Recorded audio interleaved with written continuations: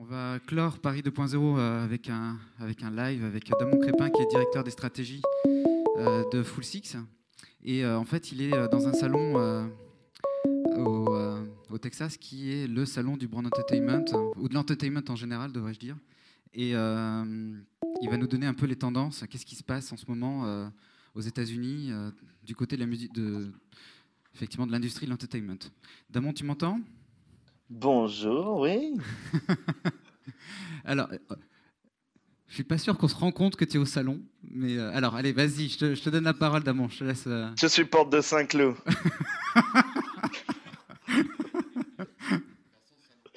Tout va bien. Est-ce que la salle va bien? Ça va? Vous avez passé une bonne journée?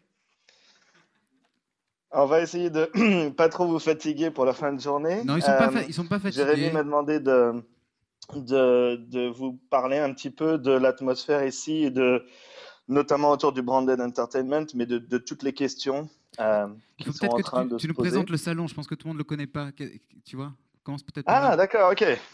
Je- Alors, je ne savais pas où vous en étiez dans votre conférence. Alors, je suis à South by Southwest, qui est un salon qui a commencé il y a une quinzaine d'années comme un festival de rock et qui a dégénéré en festival de rock et festival du film. Et il y a à peu près un peu moins d'une dizaine d'années, une troisième partie a été ajoutée qui s'appelle toujours Interactive et qui regroupe, au début, regroupait beaucoup de startups et de gens qui avaient des entreprises, des gens qui étaient des faiseurs du web, qui construisaient du web, du software, et ainsi de suite. Et puis, bien sûr, comme c'était entouré par le monde de l'entertainment, les publicitaires se sont ralliés à ça il y a 2 ou 3 ans. Il y a eu un vrai changement de tonalité du salon il y a 5 ou 6 ans et il y a 2 ou 3 ans où tout d'un coup, on a vu toutes les grandes agences de pub débarquer en plus des start-upers et des gens de l'industrie plus techno, entre guillemets. Donc voilà, c'est un salon assez magique. Et toi, est-ce que tu veux te présenter? Bah moi, je suis porte de Saint-Cloud et je me suis dit, tiens, ça serait bien de vous parler de ça. Tu attends les clients, c'est ça? Non, non, non, non, on vient essentiellement pour rencontrer des gens. C'est un moment dans l'année où des gens de différents univers se retrouvent parce qu'ils sont pas forcément physiquement au même endroit. Non, mais je te posais la question. Toi, tu travailles dans quelle entreprise? Qu'est-ce que tu as fait dans le passé? Qu'on sache un peu Ah, qui tu es d'accord. comme animal. Là, on dirait un ours en plus. Je m'appelle Damon, je suis un ours. Je travaille pour le groupe Full Six. Je suis le Chief Strategy Officer du groupe Full Six. Donc, je m'occupe avec les équipes des différents pays et nos clients internationaux d'établir à la fois la stratégie de nos clients et aussi la stratégie interne du groupe pour évoluer avec un milieu, tout le monde le sait, qui évolue très vite. Des exemples de campagnes sur lesquelles tu as travaillé? Des exemples de campagnes sur lesquelles j'ai travaillé récemment, ce serait des vieilles campagnes quand je faisais de la direction de création. Récemment, je travaille plutôt sur des stratégies de changement des entreprises, c'est-à-dire je les aide à passer à un cap où le digital était perçu comme un channel et comme quelque chose qui était vraiment très restreint au marketing. Et aujourd'hui, le digital et l'ensemble de sets de technologies ont un impact incroyable et changent non seulement, bien sûr, le marketing en fer de lance, mais également un impact sur les RH, un impact sur la finance, un impact sur toutes les périmètres de métier. Ils apprennent à travailler en choses qui ne sont plus des silos, qui sont différents modes de fonctionnement.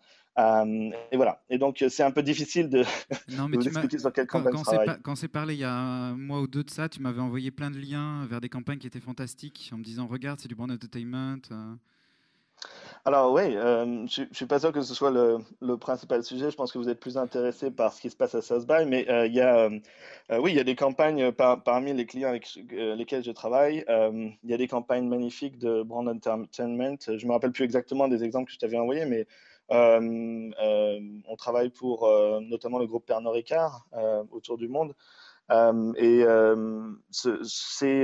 ça fait partie des gens qui se sont rendus compte très vite avec leurs marques comme les Vodka Absolute, les Whisky Jameson ou Chivas, etc., que l'une des manières de jouer un rôle dans la vie des gens pertinent et pour gagner leur part d'esprit sur le moment et éventuellement une part de cœur si la relation continue, et de rentrer par l'entertainment. Et donc, il y a eu, comme beaucoup de gens, et je pense que vous en avez vu des dizaines aujourd'hui et dans les 3 jours qui ont précédé, il y a eu énormément de gens qui se sont lancés dans la confection de musique. Ils ont soutenu des groupes, ils ont soutenu des filmmakers, ils ont fait des films, des courts-métrages complets avec Spike Jonze et ainsi de suite pour créer ces moments d'attention dans la vie des gens. Est-ce que ça répond à ta question? Parfait. Alors, qu'est-ce qui se passe là-bas? Quelle est la température? Qu'est-ce qu'il y a comme chose Alors, intéressante à partager? je pense, en général, au salon, il y a beaucoup plus de gens, beaucoup plus d'argent. Et le salon est un poil moins. Pas mal de gens disent, ah, c'est dommage, c'est un petit peu moins cutting edge en termes de technologie, mais beaucoup plus intéressant en termes de business, parce que apparemment, il y a une sorte de maturité qui s'est installée. Beaucoup de gens, notamment des entreprises des énormes entreprises, les Subway, les Coca-Cola, etc., ont compris qu'il y avait un vrai intérêt à s'immerger pendant une semaine ou deux dans la vie de ces gens un peu bizarres qui font du film, de la musique et des expériences digitales. Et ce qui en ressort est assez positif, tant pour leur business que pour le business, il faut être bien clair, des gens qui proposent de la production musicale, de la production de films. Donc il y a une belle synergie qui se dégage, même si les puristes disent ah, c'est plus comme quand on était 50 autour d'une table. C'est plutôt 50 000 en ce moment. Donc ça, c'est pour l'ambiance générale. Après, en brand entertainment, et particulièrement sur les sujets dont vous avez dû discuter ces jours derniers, je pense qu'il y a une prise de conscience qu'il faut aller bien au-delà de la vidéo. Les gens, enfin, la vidéo était vraiment quelque chose de facile dans le brand entertainment. C'est quelque chose pour lesquels les grands acteurs de l'industrie du marketing avaient un savoir-faire de base, tant dans la partie agence que dans la partie annonceur. Et les annonceurs sont très à l'aise à créer de la vidéo. Là, ce qui est en train de se dégager, c'est que les annonceurs deviennent de plus en plus à l'aise à casser les barrières de la vidéo, à aller faire du jeu, à aller faire de la musique, mais pas uniquement du sponsor d'artistes, à aller créer des labels. J'entends pas mal d'histoires sur les marques ont une identité visuelle, mais c'est assez difficile. Il y a peu de marques qui finalement hormis si je vous fais ta ta ta ta ta ta, il y a pas mal de marques qui ont envie d'avoir la même chose, c'est-à-dire qui ont envie d'avoir une identité musicale et donc qui se jettent sur ce branded entertainment, sur le jeu, la musique et d'autres choses.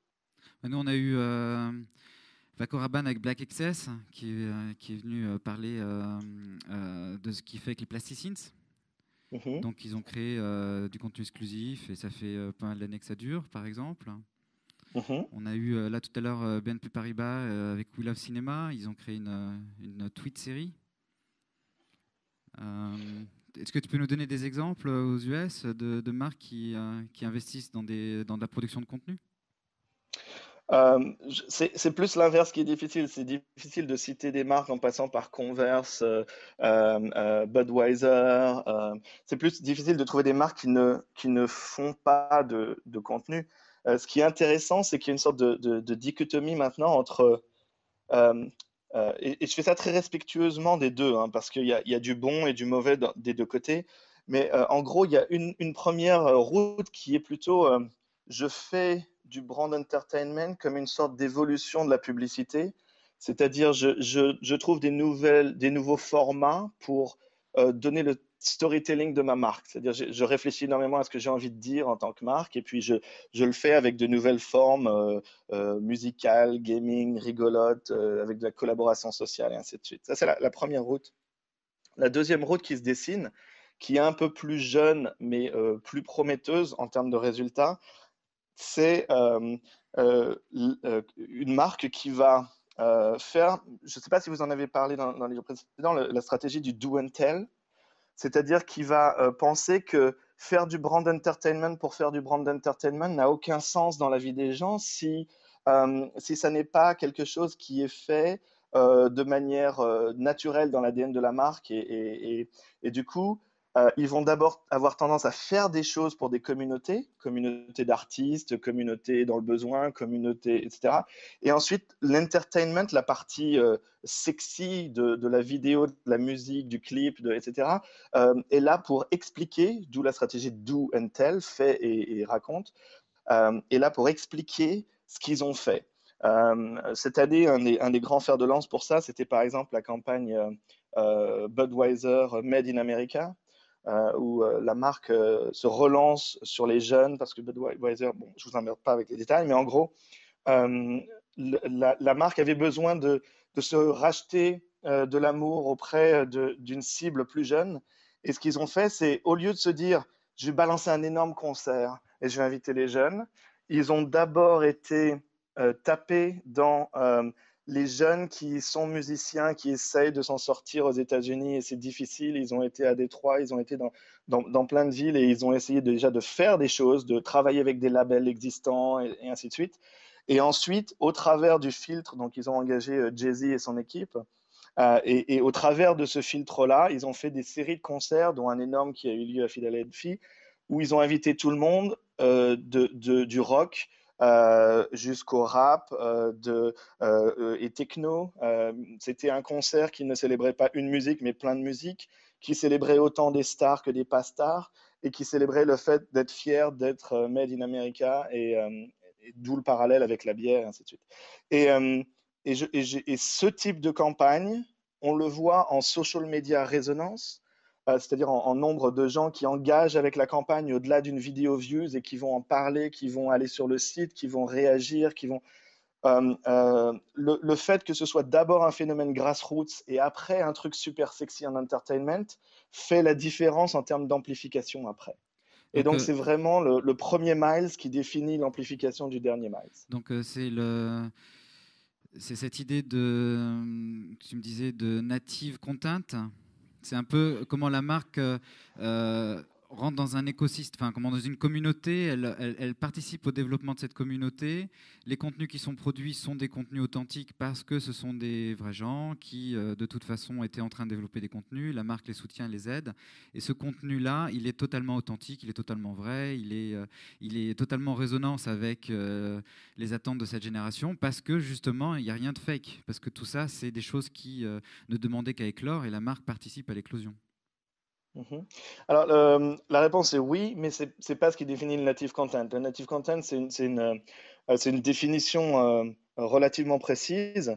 Euh, si j'essaie de traduire ça, le native content, ce serait un contenu qui non seulement est produit par une plateforme versus un tiers, c'est-à-dire si c'est diffusé sur Facebook, ce sera produit sur Facebook, diffusé dans le Figaro, ce sera produit par le Figaro, et ainsi de suite, mais également un contenu qui se comporte à l'intérieur de cet écosystème de diffusion, exactement comme le reste des contenus, versus une bannière de pub ou un public reportage qui ne se comporte pas comme un vrai reportage au sein de ça.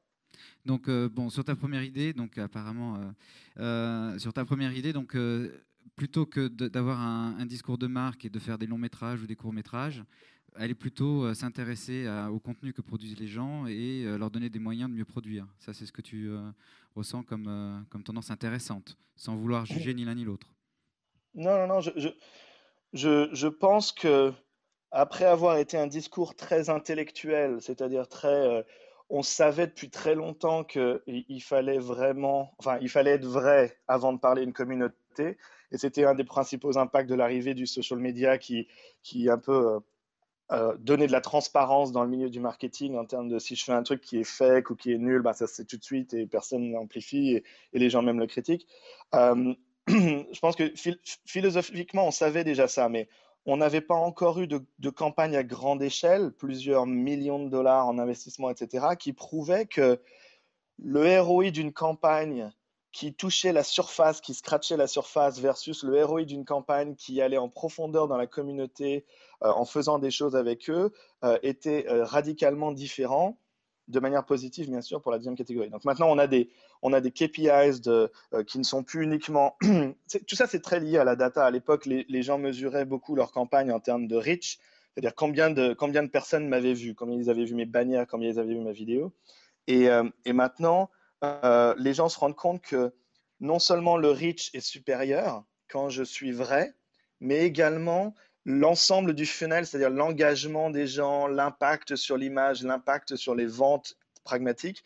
Maintenant, tous ces métriques sont en place et quand il y a des entertainment enfin des grandes campagnes d'entertainment, ces métriques ont prouvé avec les Nielsen et ainsi de suite que l'impact était supérieur. Donc, une fois que le premier a publié l'étude comme quoi c'était supérieur, tout le portfolio d'une grande marque bascule, et puis après la compétition. Et donc, du coup, il y a un gros mouvement de marché dans ce sens-là en ce moment. D'accord. Alors, un autre exemple de campagne qui t'a. Ou de. Je sais pas, il y a peut-être aussi de la production de musique. Les choses dont on parle ici, il y a bien sûr, je sais pas quel est le, ça fait un petit moment que je suis pas repassé en France, je sais pas quel est l'impact du film Lego en France. Les gens en entendent parler? Ah oui, là, on peut dire que oui, hein. D'accord, ok. Ouais, ouais. Donc il doit y avoir la même chose chez McDo, les petits jouets pour enfants, ça doit être des Lego et tout. Mais en gros, c'est impressionnant de voir à quel point Lego a fait un carton, non seulement avec un contenu juste et de qualité, qui est d'un standard hollywoodien, mais également avec l'ensemble de la panoplie marketing depuis j'allais dire le placement de produit, oui, il y a un peu de placement de produit, non mais j'entends le placement de la franchise Lego à l'intérieur de la vie des gens. Aujourd'hui, c'est assez difficile de se déplacer à New York, Chicago, etc., sans voir, et c'est pas de la pub, c'est pas du print, c'est dans mon feed, sur mes checking Foursquare, quand je rentre physiquement dans un magasin, genre un McDo, etc. J'ai cet univers Lego qui a été décliné avec grande intelligence parce que c'est pas du 360, genre tiens, je vais te le mettre en point de vente, je vais te le mettre sur affiche.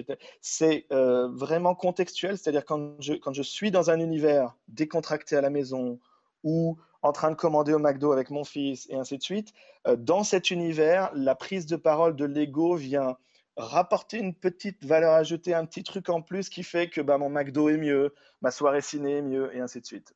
Et c'est un grand coup de chapeau, je pense elle est relativement unanimement acclamée ici.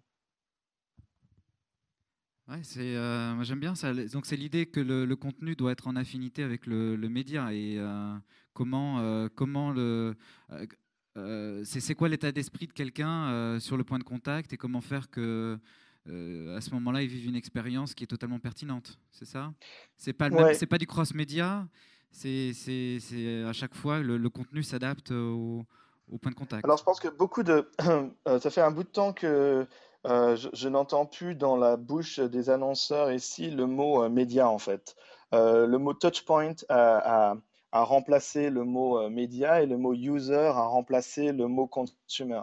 Les gens se rendent compte que, en fait, maintenant, la campagne et la marque, ça fait qu'un, parce que c'est l'expression du DNA, de l'ADN de la marque, et que cette marque touche les gens à des moments différents. Mais en fin de compte, ce qui est important pour décider de quel type de créativité ou même de quel message ou de quelle expérience de marque à développer, ça n'est pas du tout la technologie qui va l'apporter, mais le mindset du consommateur quand il va le recevoir. Donc, on ne parle plus de channel ou de médias, on parle plus de touchpoint et de need state ou mood state de la part des gens, c'est-à-dire dans quel état d'esprit je suis lorsque je vais recevoir ou je vais interagir avec la marque.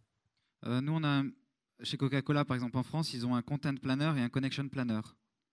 Mhm. Il y a C'est la prise de exactement. C'est ce type de nouvelle structure que je mets en place pour nos clients. C'est euh, les équipes et c'est très déroutant pour le marketing. C'est-à-dire les équipes avaient été soit focusées sur des pilars ou des verticaux en silo sur l'excellence en télé, l'excellence en ça. Et comment est-ce qu'aujourd'hui je suis par groupe de touchpoints. D'où l'importance du connection planner, qui sont des gens qui savent exploiter des partenariats ou qui savent exploiter des contents pour tirer le meilleur parti de quelques secondes d'attention des gens à un point précis. Euh, Qu'est-ce qu'il y a ça vient de commencer le salon, c'est ça? Ça a commencé quand? Ouais, ça vient de commencer. Alors, j'ai pris mon courage à deux mains. J'ai été boire des coups hier pour discuter avec les gens et rencontrer un peu tous mes potes, savoir ce qu'il y avait sur le plateau. J'ai pris quelques notes. Je pense que les gens ont beaucoup en tête les nouvelles formes de créativité. Là, ils sont très. Il y a des préinscriptions sur certains keynotes et tous ceux qui parlent des nouvelles formes de créativité sont très prisés, notamment l'exemple énorme dont tout le monde parle de Netflix, qui a réussi maintenant à lancer bientôt trois séries par du data-driven creativity, apporte énormément de débats. Alors, il y a un débat, il y a des gens Là, qui on disent que connaît c'est pas ce cas-là, magique. on le connaît pas. Moi, D'accord, pardon. moi, par exemple, je sais pas, je Net, le connais pas. Netflix, tout le monde connaît, c'est ça? Netflix pour Netflix, c'est bon. streamer vos vidéos? Ouais. Donc Netflix Netflix, nous a c'était marqué ces un, derniers temps en mettant les séries accessibles tout d'un coup, quoi. Tu pouvais regarder, tu pouvais faire du. Exactement, c'est de la vidéo on demand pour quelques dollars par mois seulement, etc. Et donc, Netflix était un distributeur de vidéos, c'était ou un site web sur lequel j'allais regarder des films et des séries. Netflix a récupéré, exactement sur le modèle d'Amazon, la totalité des informations systématiquement sur la totalité des utilisateurs. Et donc, quand je suis inscrit à Netflix, je surfe Netflix logué, ils savent quand est-ce que j'arrive, donc mon horaire de connexion, déconnexion. Si je regarde de 8h35 à minuit 15, ils le savent. Ils savent qu'est-ce que j'ai surfé avant de prendre ma décision. Ils savent quel est mon historique annuel de décision. Ils savent combien de personnes dans la famille si ma femme, moi-même, mon fils regardent Netflix, on a chacun des profils différents. Donc, la première chose qui s'affiche quand vous lancez Netflix, c'est Damon ou c'est Phoenix, etc. Et donc, je clique sur qui est en train de regarder. Et du coup, grâce à cette masse de données sur le goût des utilisateurs, ils sont passés d'abord dans un premier état, il y a un an ou deux, où ils recommandaient à la perfection ce qui allait me plaire. Et ils se sont dit, mais pourquoi je vais arrêter là? Pourquoi je n'applique pas cette méthodologie au process créatif? Et pourquoi est-ce que, puisque je sais que Kevin Spacey est le meilleur, en ce moment, le meilleur acteur sur ma plateforme de diffusion, en termes de nombre de vues, de minutes passées avec lui, de réactions créées, de stars et de likes, etc. Puisque je sais que la série british House of Cards était un inconnu, mais un très très bon pour une série inconnue, avait fait bien au-delà des meilleurs scores que d'autres séries inconnues, etc., etc. Puisque j'ai ces différents éléments-là, eh ben, je vais à Hollywood, je discute avec Trigger Street, ce qui est la boîte de prod de Kevin Spacey et d'autres productions, et je crée le show que la data me dit être le plus adéquat pour faire plaisir à ma cible. Après, il y a tout un process créatif traditionnel, c'est-à-dire des écrivains excessivement talentueux qui l'ont écrit. C'est pas fait genre par de la data générée par un robot. Il y a de l'humain, il y a de la créativité derrière. Mais le fait est que des shows créés comme ça partent avec une énorme longueur d'avance, puisque le contenu, les gens qui sont dedans et ainsi de suite sont déjà. Il n'y a pas de doute par rapport à ça. Et ça a créé une déferlante dans le milieu de l'entertainment parce que déjà, c'est très différent. À l'époque, il y avait ce qu'on appelait les showrunners, c'est-à-dire je faisais un pilote et ce pilote passait à la télé, et puis en fonction de l'audimat, je tuais ou je tuais pas le pilote. Donc c'était très décevant pour les gens et très peu économiquement viable pour les producteurs, puisqu'ils devaient prendre sur eux d'investir l'argent pour créer des tonnes de pilotes dont seulement une infime proportion voyait vraiment le jour. Donc là, on a une sorte de nouveau, la data vient aider la créativité dans une synergie incroyablement performante au niveau du business. Donc il y a data, créativité et performance business, les trois en même temps. Comment s'appelle, ce système fascine. Et j'ai pas un seul de mes clients qui qui est pas venu me voir en me disant tiens on va aller les écouter et puis on va faire notre prochaine campagne comme ça. C'est-à-dire, on va regarder mes Google Analytics, on va regarder mes tweets, on va regarder mes ceci, on va regarder mes cela, et puis on va en déduire sur les 3 ou 4 ou 5 dernières campagnes ce que les gens ont aimé, et puis la prochaine, ça va être non pas basé sur moi, un brief que mon strategic planner va faire en disant ah, on pense que ça va être comme ci, comme ça, mais sur des data concrètes. Ce qui, encore une fois, n'enlève rien à la créativité et vient l'aider. Ben, on a vu des cas un peu comme ça, nous, dans les médias, des annonceurs, par exemple, Mondelez, qui va voir au féminin, parce que au féminin connaît bien son audience, et ils vont créer des contenus pertinents sur ce média-là pour cette audience-là. Et effectivement, la régie a plein de données, le média a plein de données, qualitatives ou quantitatives, et ils savent quels sont les goûts voilà, de l'audience de féminin. Donc ils sont capables, après ils font appel à l'externe, souvent à des créatifs. Parce qu'en Mhm. interne, le média sait faire du contenu éditorial, il sait faire vendre de l'espace publicitaire, mais il ne sait pas créer de la pub, quoi. Donc, bon, il y a un petit peu ce chaînon manquant. Et là, ce que tu dis, toi, c'est que voilà, on pourrait réconcilier la connaissance des audiences avec la création d'un contenu, et même une marque pourrait participer à la création de ce contenu. Mhm. Mais bon, ça me paraît être jouable sur Netflix, mais quand on commence à croiser du Twitter avec du YouTube, tout ça pour passer à la moulinette, et bon, ça me paraît un peu plus complexe, quoi. À mon avis, ça fonctionne bien, ça, sur un seul média. Quand tu, Alors, je pourrais passer 2 jours à parler bon, de on va ça, peut-être c'est pas mon, rentrer dans le c'est détail, ça mon peut-être. cœur de quotidien, mais euh, on y arrive. C'est faisable à grande échelle.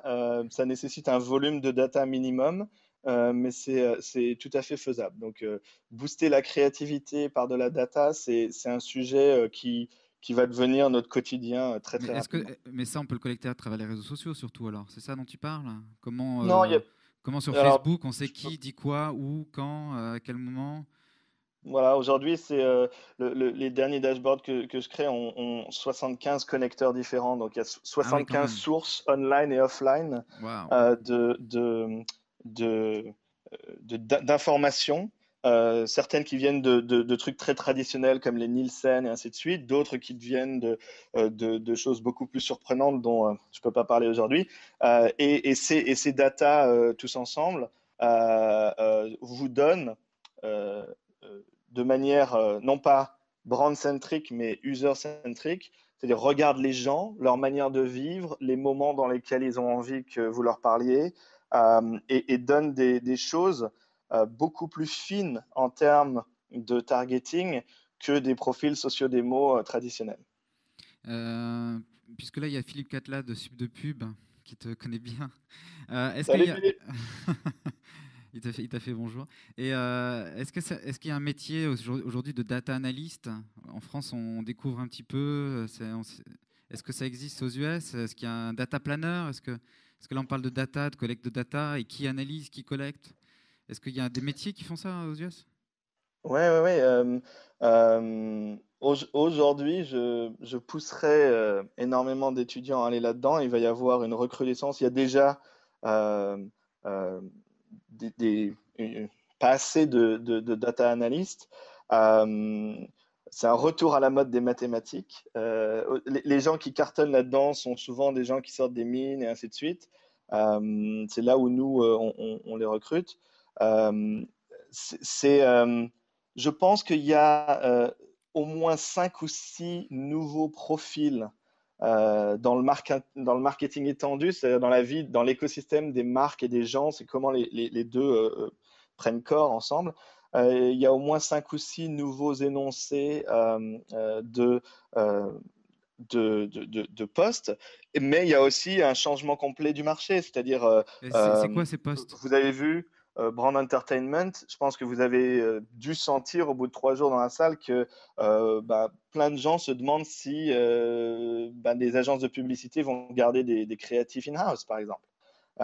Si ça ne va pas se transformer en des groupes de créatifs qui travaillent dans les différents supports, à droite à gauche, et qui travaillent en synergie. Est-ce que ça peut être un modèle? Un autre modèle serait euh, le refocus des agences de conseil en marketing ou ex-publicité, etc., sur la stratégie et la mise en place de ces touchpoints et ainsi de suite. Mais si de plus en plus on va vers du native content, pourquoi est-ce que les gens qui sont les grands magazines, les vrais cinéastes, etc., ne pas les laisser faire ce contenu? Ce qui apporte une question qui est, by the way, sur la bouche de tous les gens ici, qui est quel est le rôle de la marque aujourd'hui dans le brand entertainment? Parce que en passant de cette mesure du reach où j'ai fait une vidéo absolue, j'ai eu 700 millions de vues. Ah, ok, génial.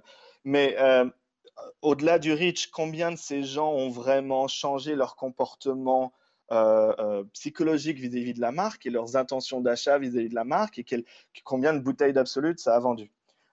Et donc, la barrière est très fine parce que si la marque joue un rôle trop obvious et trop pushy, du coup, le branded entertainment devient nullissime et le reach est impacté. Donc, quelle est la vraie position d'une marque quand elle fait du brand entertainment? Je ne sais pas si vous en avez parlé pendant ces jours-ci. Euh, On n'a pas trop abordé la chose. Il y a beaucoup de gens qui ont dit que, en fait, la marque crée des contenus qui n'auraient pas vu le jour sans elle déjà. Et on a pas mal parlé du fait que les marques devaient étaient impliquées dès le départ du processus créatif, en fait. On a parlé aussi du fait que souvent, c'était des expériences de marque. Comment dire que le brief de départ, c'était de faire vivre une expérience de marque, mais la marque était un peu. Ouais, mais en fait, dans tout ce que tu me dis, par exemple, on touche pas le cœur du sujet. C'est-à-dire, Alors on touche vas-y. pas l'impact du brand entertainment. C'est-à-dire Non, ça qu'aujourd'hui, j'ai commencé quand même Paris 2.0 avec une étude sur les effets sur le consommateur du brand entertainment. Donc d'accord. ça, c'est fait. Après, Et ton autre ce question ce qui qui est. serait intéressant, et j'ai pas vu l'étude, ce serait de voir la nature des brand entertainment que tu as et quel était le rôle des marques dans ces différents types de brand entertainment Non, mais qui font repartons partie de l'étude. de la place de la marque, si tu veux, hein, dans le brand entertainment. Qu'est-ce que tu en penses, toi, de la place de la marque dans le brand entertainment?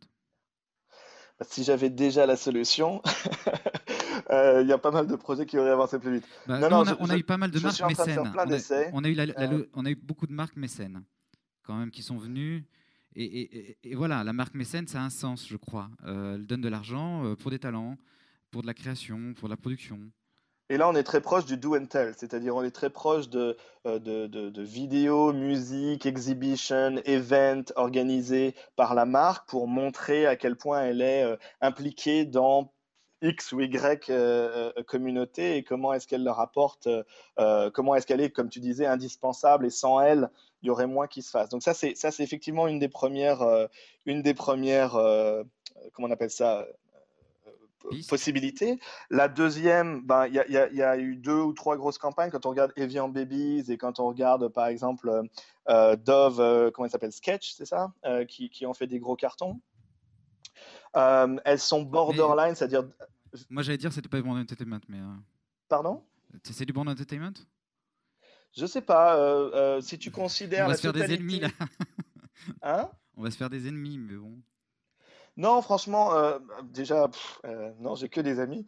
Mais si tu considères la totalité euh, du, euh, du dispositif, que ce soit pour Evian et Dove Sketch, il y avait quand même, enfin, ça allait très loin. Il y avait non seulement le film, le format du film Dove était très très long, c'était vraiment très agréable et entertaining à regarder. Donc oui, enfin, notamment Dove Sketch, on est sur de l'entertainment. Mais quand tu regardes en fait ce qui a fait le succès de la campagne, ça n'a pas été. Il y a eu 2 choses. Il y a eu le fait que Dove parlait sur quelque chose sur lequel il était légitime depuis des années et il ne s'est pas inventé tout d'un coup défenseur de la real beauty.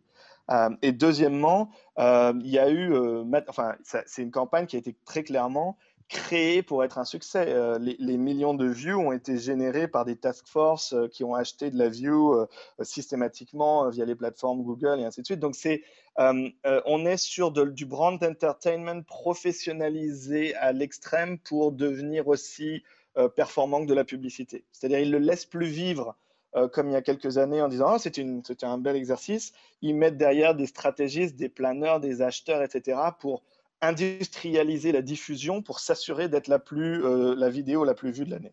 Ça, on a vu pas mal de cas où effectivement le brand entertainment rencontrait la puissance média. Et voilà, c'était des dispositifs non seulement très expérientiels, qui créent de l'amour pour la marque, mais qui arrivent à gagner l'attention d'un consommateur qui à la fois regarde la télé et sur Twitter. Voilà, et on a vu pas mal de cas comme ça. Je vais passer le micro un peu à la salle pour s'ils ont des questions. Je pense Bien qu'ils en sûr. ont. Et puis un peu de relation directe. J'en profite pour regarder mon Twitter s'il y a des gens. Alors, les analyses des données reviennent de la scène. Ah, il y a des gens des mines qui sont contents. Le vertige devant l'étendue des données accessibles par les structures sur Internet. Oui, alors il y a pas énormément de vertige parce qu'en fait, ce qui fait la qualité de la donnée, si vous voulez la voir exploitable, ce sont des sujets très précis qui sont la possibilité de les placer dans le temps, dans la géographie, ainsi de suite. Et c'est très très difficile de sourcer ces données, même dans le social media. Donc finalement, il n'y a pas tant de il n'y a pas tant de quantité quand on va dans le détail. Enfin, je ne sais pas si c'était une question ou une réaction, mais voilà. Alors moi j'ai une question assez proche de ça. C'est on parle. Pardon, je suis Fred, je travaille chez Warner Group. Bonjour Fred. Hello. Et en fait, le trend de 2013 et 2014, c'est évidemment le big data. On en parle dans tous les sens, de partout, dans toutes les industries, en tout cas qui sont proches de leurs consommateurs, qui essayent de comprendre leurs consommateurs ou leurs users, pardon. Mais c'est quoi le minimum de data pour, tu vois, enfin, parce qu'on parle beaucoup de big data, mais aux États-Unis, c'est quoi le minimum de data alors, il faut la contextualiser selon les marchés, mais c'est quoi la somme de ces data, quel environnement, quelle taille en fait minimum pour avoir une vraie, tu vois, je sais pas ma question, je sais pas si tu arrives à comprendre ma question, mais ouais. Oui, voilà comment donner du sens à la donnée. C'est assez juste. Il traduit ce que je ressens, ce que je pense. Voilà, comment donner du sens à la donnée, effectivement. Euh... Désolé, hein. Non, non, c'est une très longue réponse. Ok, pour faire court, Mais on nous a dit que tu étais un pour killer. donner du sens à la donnée, tu dois faire en sorte que les données soient interprétables l'une par rapport à l'autre. Donc c'est un jeu très compliqué d'uniformisation de la donnée pour comparer les différents behaviors des gens. C'est-à-dire chaque donnée, par exemple une donnée sociale va te donner le nombre de fois que quelqu'un va au cinéma, une autre donnée de vente à la sortie des caisses enregistreuses te donnera le nombre de fois que les gens sont venus dans ton cinéma regarder le film. Et les deux doivent pouvoir être superposables par trois ou quatre choses clés pour que tu puisses en déduire le nombre de personnes qui sont venues. Et donc, quelle est ta performance en tant que chaîne de cinéma par rapport au volume total des gens qui allaient au cinéma. Donc, tu as du Foursquare qui parle à ta caisse enregistreuse. Jusqu'à présent, la plus grande complexité, c'est que les gens qui étaient en charge de la caisse enregistreuse, c'est des gens qui reportaient à des financiers et ainsi de suite. Et les gens qui étaient en charge de Foursquare, c'est des gens qui étaient un peu chelous et plus jeunes et qui faisaient du social media et tous ces trucs-là. Et les deux, il y a un choc de culture, les deux ne se parlent pas. Et donc, le plus gros problème pour créer de la big data intelligente, ça n'est pas un problème technologique ou mathématique, tout ça, c'est très facilement solvable. C'est un problème humain de mixer des cultures très différentes. Ouais, c'est le combat du business analyst d'aujourd'hui versus l'analyste du social media en réalité. C'est un peu ça, enfin en tout cas moi dans ma compagnie, c'est ce qui se passe. Il y a un vrai choc de culture avec ce qui est incroyable, hein, le digital d'un côté et le marché, j'ai envie de dire physique, enfin je ne sais pas si je peux l'appeler comme ça, de l'autre. Alors que les deux doivent être interconnectés et les deux réunis vont amener des datas qui vont nous permettre de mieux comprendre nos consommateurs à différents moments de leur vie, de la journée, etc. Exactement. Je travaille plus sur l'alcool industrie ou les FMCG et ainsi de suite, mais en gros, tu as des gens qui sont assis sur de l'or, que ce soit en interne ou en externe, des gens qui sont des spécialistes des ventes, par exemple, et qui connaissent tous les chiffres sur les ventes par quartier, etc. D'autres gens qui sont des spécialistes des insights, des données qualitatives, qui connaissent les gens par cœur, leurs attentes et ainsi de suite. Et les deux ne se parlent jamais parce qu'ils sont physiquement pas dans les mêmes locaux et n'ont aucune réunion dans la semaine pour se parler. Bonjour, Tu me vois pas, Bonjour. mais je suis de l'autre côté en fait, c'est pour ça. Nathanaël de l'agence 5 du Mat. Je trouve ça fascinant l'exemple de Netflix avec l'interprétation des big data. Je trouve ça fascinant en tant que créatif de pouvoir se dire qu'on peut anticiper ce que les gens vont apprécier. Mais ne penses-tu pas que la big data puisse être castratrice en fait en termes de créativité? C'est-à-dire qu'elle peut l'aider dans un sens, mais dans un autre, je me rappelle toujours de l'exemple de Steve Jobs qui, en sortant l'iMac, est allé à l'encontre totale de ses équipes marketing qui lui disaient ça marchera jamais.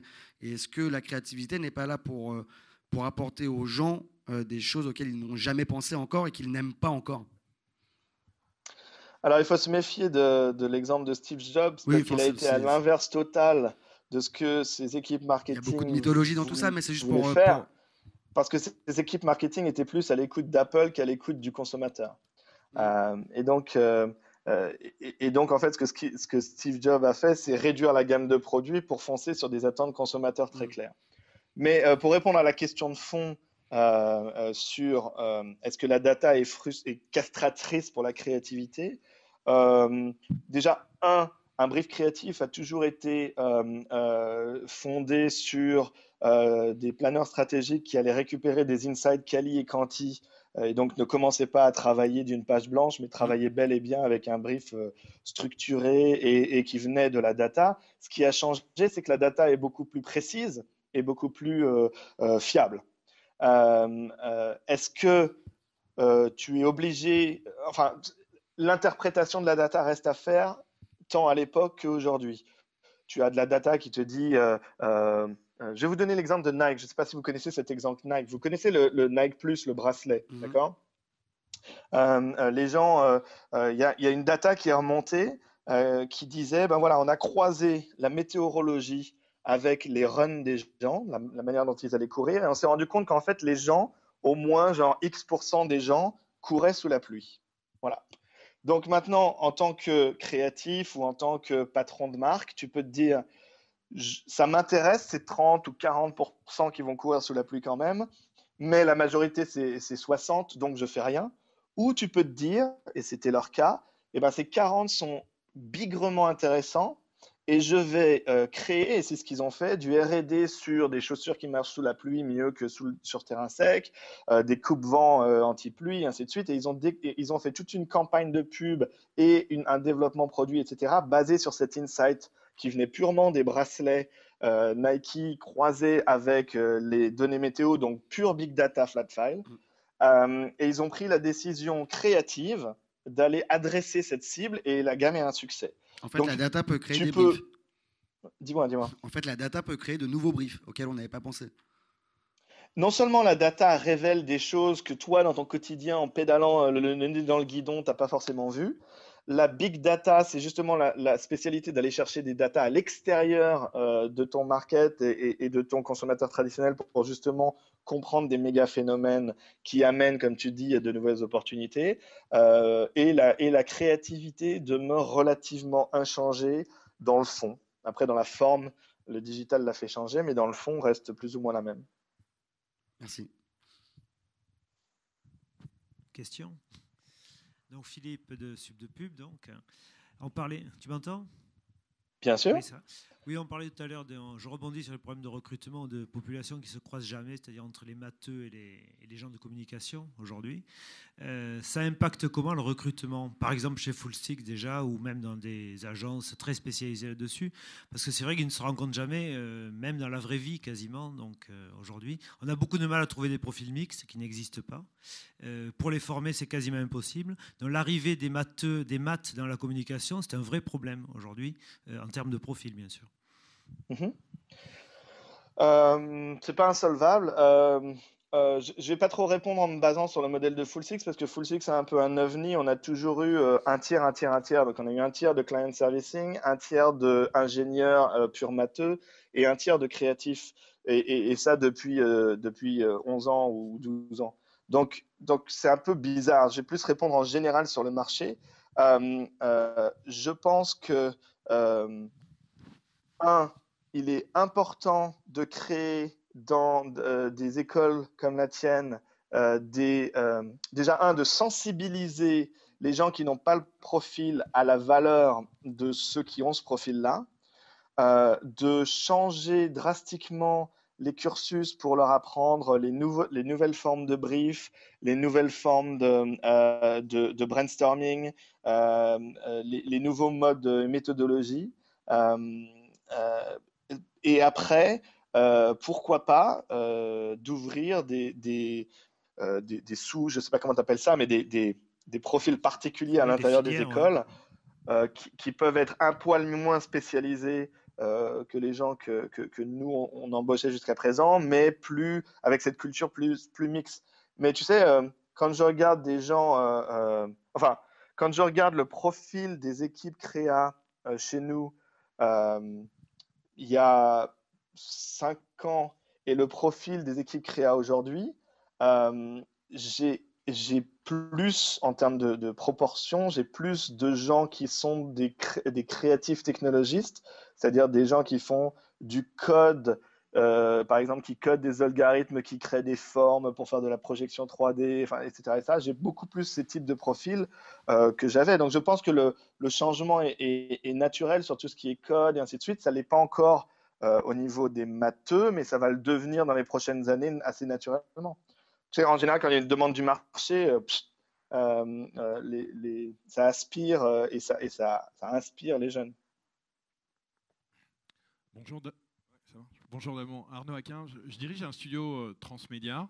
J'aimerais avoir ton avis sur, c'est un peu une question complémentaire par rapport à ce qui vient d'être dit, sur l'évolution des agences suite à l'utilisation en fait, de nouveaux métiers à travers cette tendance du brand entertainment et du transmédia. Je vois, nous, par exemple, on a intégré dans notre équipe, non pas un concepteur-rédacteur, mais un scénariste, ce qui est quand même très impliquant dans les méthodes de travail.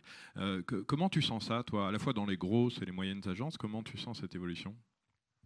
Je pense que les agences sont les moins. Enfin, il ne faut pas regarder les agences parce qu'ils sont très lents et conservateurs, surtout les grosses. Il faut regarder plutôt le marché et les gens agiles, etc. Il y a pas mal d'annonceurs qui ont pris la décision de créer, pour ce qui est cross-touchpoints, ou cross-channel, ou peu importe comment on appelle ça, pour créer ces différentes storytelling et grandes ID, etc. Il y a une démarche qui tend à mettre ensemble des spécialistes. Donc, par exemple, tu vas garder une agence de pub en strat et puis autour de ça, tu vas la maquer avec un pur entertainer comme Vice Magazine et les équipes de prod créative de Vice Magazine. Et à côté de ça, tu vas amener le meilleur, tu vas amener genre un social baker, un super spécialiste de la data sociale, etc. Et ils vont créer une sorte de mini task force avec des third parties qui sont externes. Okay, ça, c'est un premier modèle. Un deuxième modèle, ça tend à internaliser ça. Donc, des gens qui vont une step plus loin, qui créent littéralement, ils ouvrent des nouveaux bureaux et ils mettent ces gens-là en interne chez eux. Ils ont des cinéastes, ils ont des monteurs, ils ont des journalistes, ils ont etc. en interne chez eux. Je ne sais pas quel modèle va dominer, mais dans les deux modèles, tu remarqueras que le périmètre et le rôle des agences traditionnelles, des livreurs de créativité traditionnels des annonceurs, soit est absent, soit a drastiquement changé. Alors, je ne veux pas tirer de conclusion hâtive, c'est juste les 2 dernières années, là, ce qui est en train de se passer. Ça veut dire que il faut trouver où est la vraie valeur pour l'annonceur. Et pour finir, je dirais, cette vraie valeur est probablement pas forcément avec des groupes internes, pour une raison très claire qui est la nature des deals aujourd'hui des grandes campagnes de branded entertainment et notamment de native content. C'est des deals où très clairement, au lieu d'aller donner l'enveloppe d'argent que j'avais prévue normalement pour genre, je le file à mon agence prend un markup, va voir une boîte de prod, la prod fait le truc, et ainsi de suite, ainsi de suite. Ils vont directement donner cette enveloppe à, je ne sais pas, Vogue ou Vice ou des choses comme ça. Et ces gens-là, ils sont à la fois des créatifs et ils ont une own audience, c'est-à-dire ils ont leur audience qui leur appartient. Et donc, ils vont être beaucoup plus efficaces en termes de rentabilité pour créer un contenu qui a la même valeur qualitative qu'un contenu qui aurait été créé par les voies traditionnelles, Mais en plus, dans le deal, ils vont garantir un minimum de diffusion organique au travers de leur écosystème, ce qui va être beaucoup plus rentable. C'est un peu comme si mon enveloppe de prod, elle faisait déjà partie de mon enveloppe média. Je ne sais pas si vous voyez ce que je veux dire. Les deux sont vraiment en overlap. Et donc, cette situation claire business fait que ce modèle a vachement la cote. Si j'ai $1 million à investir et que je sais que pour $1 million, si je fais 500 000 et 500 000 en médias, 500 000 en prod, j'ai X. Et si je mets le million à un endroit et que je fais du native content, j'ai X fois 2. Je vais pas m'orienter vers le modèle traditionnel. Merci. Bon, est-ce qu'il y a une autre question? Ou on est bon pour clore ce Paris 2.0 sur Damon, Crépin. Donc, merci, on va t'applaudir. Clap, clap.